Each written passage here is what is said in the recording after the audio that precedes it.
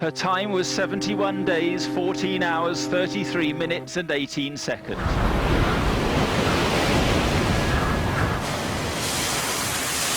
To break around the world record, you have to be fast. And to be fast, your boat needs to be light. You take with you the minimum of resources, and you manage them down to the last drop of diesel and the last packet of food. And no matter how tired you are, you do that, because you're so aware they're finite. And when I stepped off that boat at the finish, I began to question, is our world any different? I want to take you on a journey, one which led me to give up competitive sailing to focus on a much greater challenge.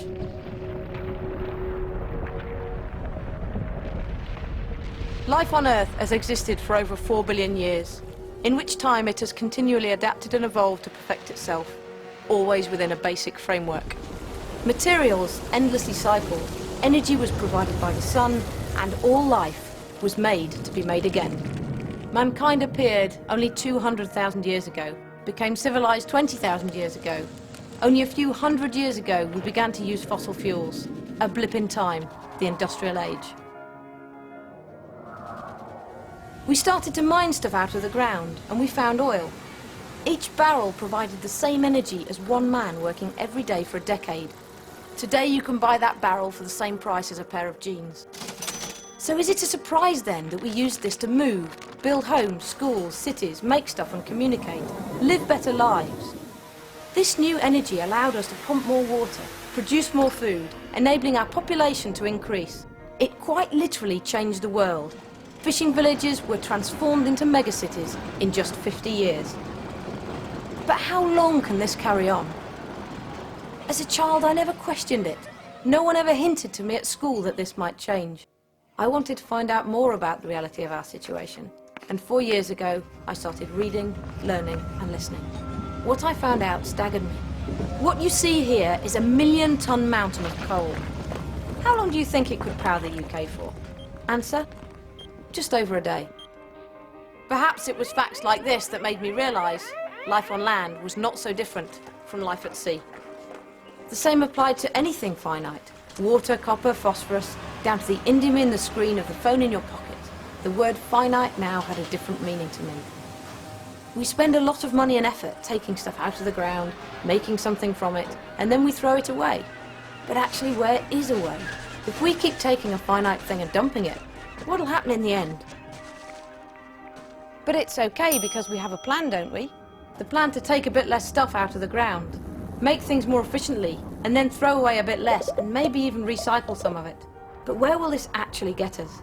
Is it just delaying the inevitable? So let's face it, if we just focus on using less and creating slightly less harm, we end up back here.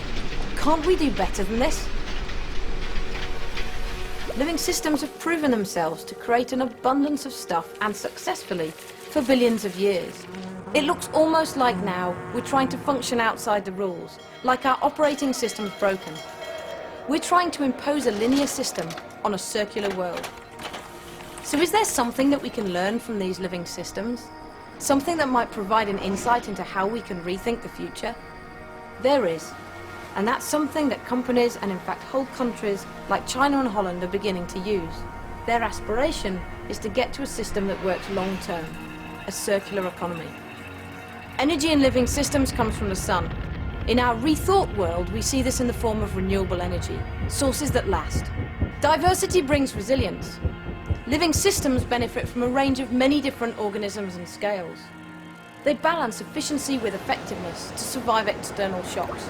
Some modern companies use this concept to model infrastructure, ensuring that they're not reliant on one supplier, one resource, one type of energy. They collaborate and adapt. It works for communities too. Waste equals food. Waste does not exist in living systems. Yes, of course. I know what you're thinking. Worms don't have iPhones and whales don't drive cars. But we can use this same principle when we make man-made products, and in the world of making stuff, it's called closing the loop. Take a fridge. When it's time to get rid of one, we pay to throw it away. Why? Do we actually want a fridge, or do we want cold food? I think unless you collect old fridges, you know the answer to this. In the future, there'll be more people in the world. Materials will be more expensive, and so will energy. Perhaps in the future, the company owns the precious materials in our fridge. and the fridge is now made to be made again. When its useful life is complete, it goes back to its maker for its next life. The valuable materials are maintained. Now comes the clever bit, where we start to weave together these insights and rethink the future. Imagine an electric car. Slow, boring, expensive and impractical. Now think back to how long ago it was that you couldn't watch a video on your phone.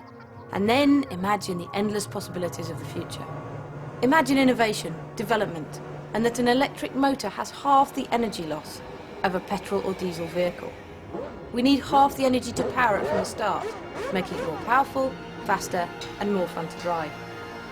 Imagine that we make it lighter, using polymers that are made to be used again and eliminate waste.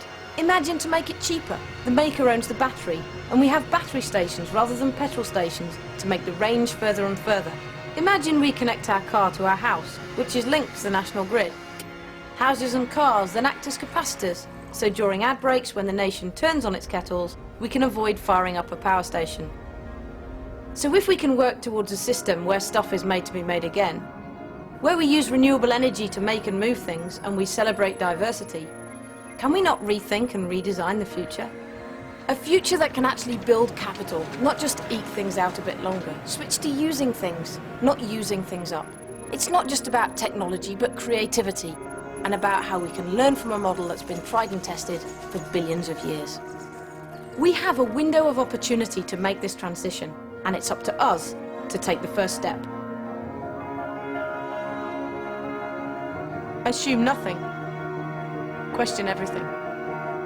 Rethink the future.